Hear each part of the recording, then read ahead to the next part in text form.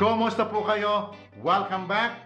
Let's continue our journey in learning a beautiful language, Tagalog, the language of the Philippines.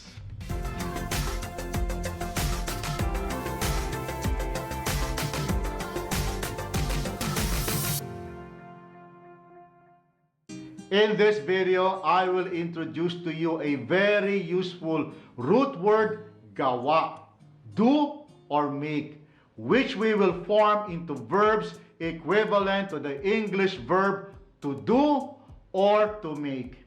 Before we begin, please be sure that you have seen the introductory videos on how Tagalog word works and how verbs are formed.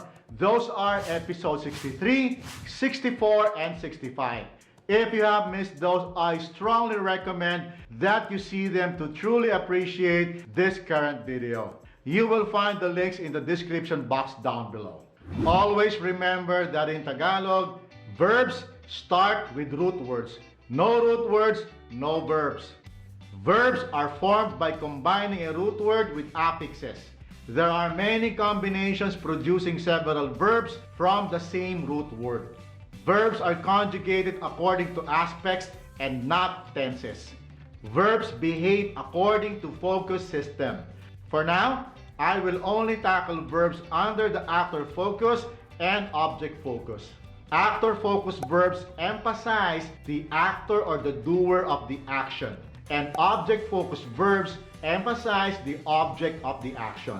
Please also remember that subjects for actor focus verbs are generally group 1 personal pronouns, and subjects for object focused verbs are generally group 2 personal pronouns. But there are exceptions to this rule, as you will see later.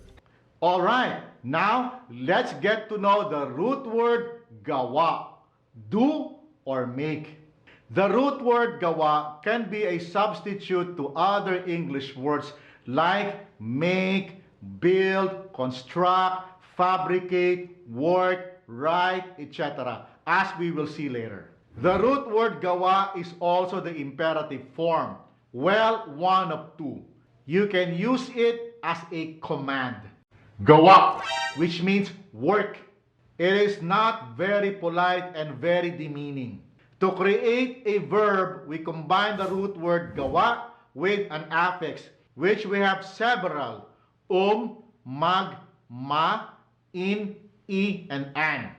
If you feel that I am going too fast, you may pause the video and rewind to the point you need to check back to. Alright? Also, please make sure to hit the subscribe button and the bell notification button. Cool? Combining the root word gawa with different affixes, we can now have the most basic form of a verb, the infinitive form.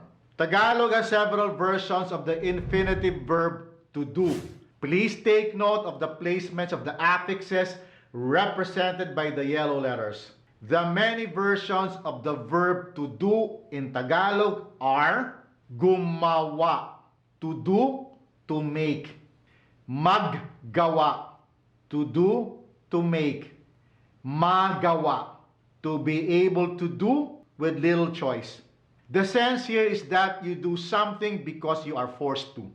Mang-gawa, to do, to make; Gawain or Gawin, to do, to make.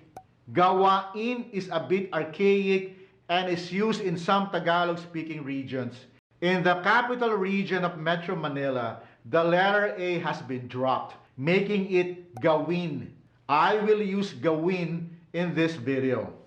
Igawa, to do or to make for someone. Gawan also means to do or to make for someone. We can group these verbs according to how they are used. The first group, Gumawa, Mag-gawa, Mang-gawa, and Gawin, all mean exactly the same: to do or to make. They are interchangeable. I won't discuss Mang-gawa because this is used regionally and not widely used. Just be aware that it exists. The second group is the solo verb Magawa, which is used to describe doing something because you don't have any choice but to do that something.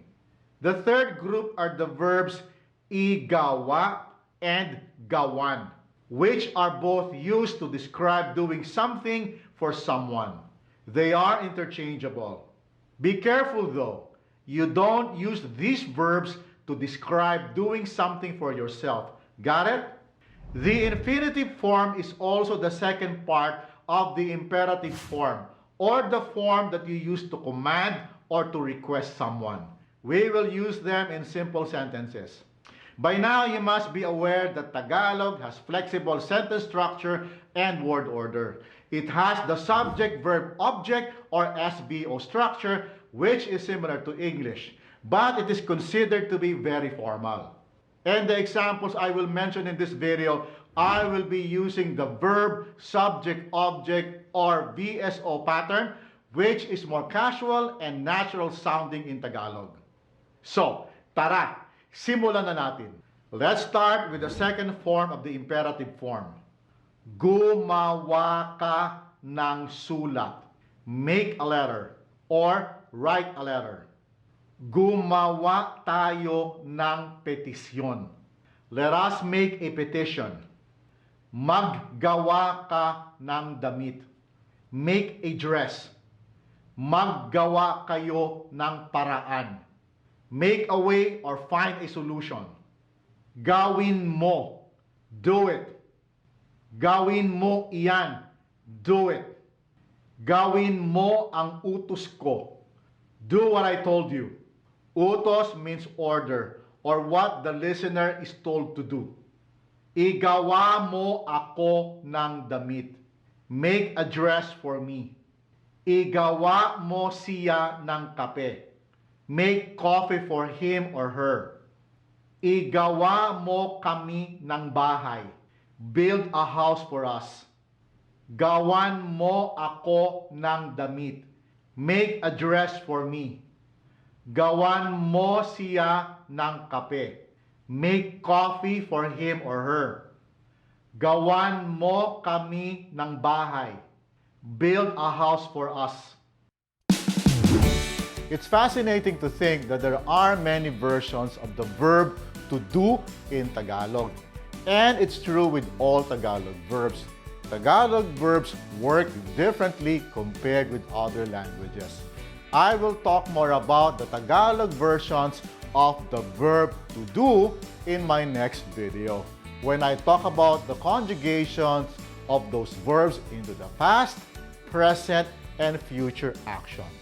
I will see you next time, and please consider subscribing to this channel and give this video a thumbs up. It will help tremendously. I will see you then. Maraming salamat po at hanggang sa susunod.